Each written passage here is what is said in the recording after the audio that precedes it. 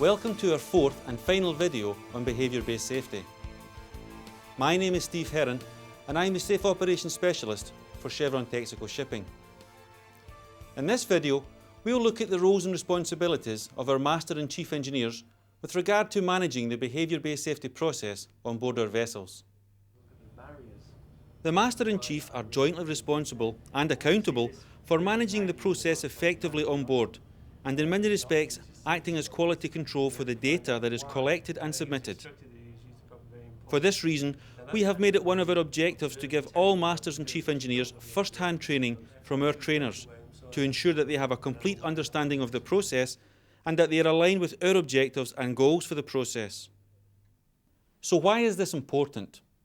Well, it's important so that when they are discussing the process with junior officers or ratings, that they are giving a consistent message. The same message that's been given across the fleet on other vessels, by other masters and other chief engineers, and indeed even from shore personnel coming to visit the vessels. This indeed is one of the reasons why we are producing these videos, so we have the same message for everyone.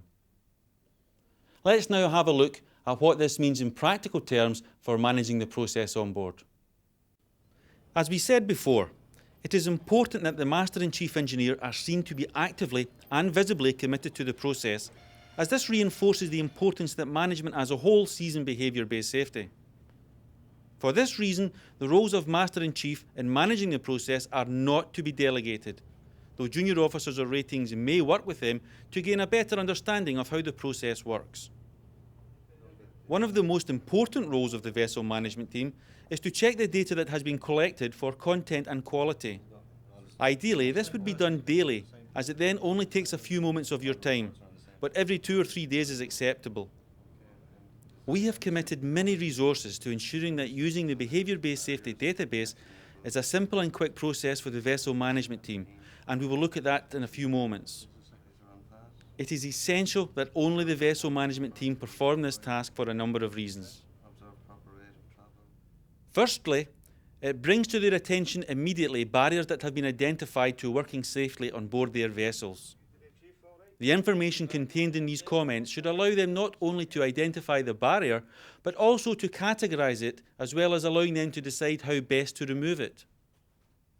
This is recorded in the barrier tracking section of the database, which we will look at shortly. At this time, the Master or Chief Engineer and only one of these two officers should export the data. The quality and content of the information contained in the comments section of the observation gives the management team a clear picture of the level of understanding of the process that the observer who completed the observation may have. This is one of the reasons why we recommend that observers have a 3-day rotation, to allow vessel management teams to see a number of observations from the same observer in a short period of time. This makes it much easier to assess their ability than, say, if the same observer was doing an observation only once every 8 or 10 days. Once training needs of an observer have been identified, then the management team should coordinate with the relevant supervisor to ensure that time is made for the training required. This can be done by either pairing up the observer who is struggling with an observer who you know is good, or by accompanying him yourself on an observation and then giving feedback on the observation he does. A feedback sheet is provided in the training guide to assist the Master or Chief Engineer to do this. Remember that good feedback and positive reinforcement from the observer is essential to the success of the process, and this is a good opportunity to see if it is being done correctly. With the importance of receiving feedback in mind, this is a good time to mention that for everyone to receive feedback, a wide range of activities must be observed. It is human nature to simply go where the activity is, and most observers will do this unless told otherwise. The vessel management team should keep an eye on the ratio of activities that are being observed, and if required, then inform the observer that you would like an observation done, say, on housekeeping or maybe galley activities if you notice that they are being neglected. Remember, it is important that everyone receives positive reinforcement at some time if they are to change their behaviours.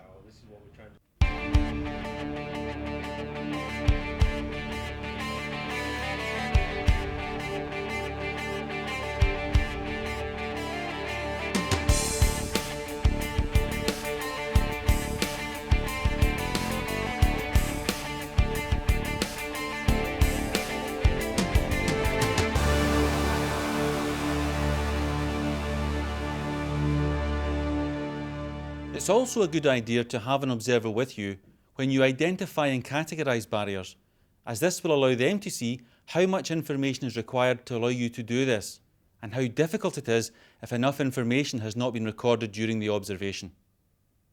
Categorising barriers is difficult enough at the best of times, and in many cases you may have to make a choice based on the limited information you have. As long as the information in the comment supports your category, that is quite acceptable. However, you may find us questioning your categorisation in office feedback if that is not the case. Our objective in doing this, apart from possibly addressing some training needs, is to highlight to you the importance of correctly categorising barriers, as this information will be used in deciding where best to deploy our resources in future. We have developed a barrier template to help you categorise correctly, and this can be found in the training manual. It shows categories and then subcategories to make choosing the correct category easier. So we have now seen that the role of Master or Chief Engineer is to be a visible manager of the process, to check the information being collected, to identify and categorise the barriers, and to complete the barrier tracking report. Also, to identify any training needs that his observers may have using the data they have submitted.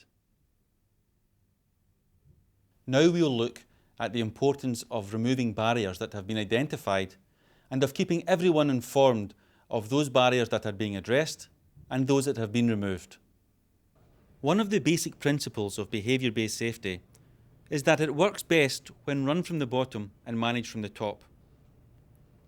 This means that those who are directly involved in doing observations tend to feel a degree of ownership of the process, as it is their participation that allows barriers to be identified. In return, the expectation is that management will take the necessary steps to remove these barriers whenever possible. It's important that this not only happens, but that it is seen to be happening, and so we have the barrier tracking and barriers removed reports. The contents of the barrier tracking report are produced automatically from the Behaviour Based Safety database whenever a barrier is categorised. The input required from management is an explanation of what steps have been taken to remove these barriers. This report should be printed off on a regular basis and posted in a prominent position on the safety notice board so that everyone can see what is being done to remove the barriers that they themselves have identified. In the same way, when the barrier has been removed, then management should close the item on the report stating what was actually done to remove it. This automatically produces an entry in the barriers removed report. We recommend that both reports are posted on the notice board and that perhaps once a month, say at the vessel safety meeting, time is taken to review some or all of the barriers that have been removed. You also have access to percentage barriers identified and percentage safe. Both of these reports are very useful in determining not only how well the process is running on board, but also how your vessel and crew are doing at staying safe. Let's look at the first report, percentage barriers identified. This report can tell you two things very quickly. Firstly, if you are getting a reasonable spread of observations across different activities so that all of your crew are receiving feedback. And secondly, if your observers are seeing all at-risk behaviours during their observations. As an average, you would expect to have around 40% of all observations identifying a barrier, but down to 30% and up to 50% is acceptable. If you are falling way below 30%, then your observers are missing at-risks and you need to take steps to address this. Telling them to simply find more is not the answer. Either put them with someone that you know is good, or go along yourself and give some feedback. If you are seeing ratios well above 50%, then you may find that your observers are simply waiting until they see something before stopping the observation. This is not good either, as it becomes punishing for the person being observed. Remember, observations should normally last no more than 10 minutes. If you are seeing ratios above 50%, then talk to your observers about the length of their observations or go out with them and give them feedback. The second report is percentage safe. This report is, in many respects, your early warning system. By looking at where you have low percentages safe, you are identifying where you have the risk of an incident due to at-risk behaviours. It is then up to you how to deal with it proactively on board before someone gets hurt. You can also look at information in both reports by date reference so that you can compare over periods of time if you are seeing an improvement.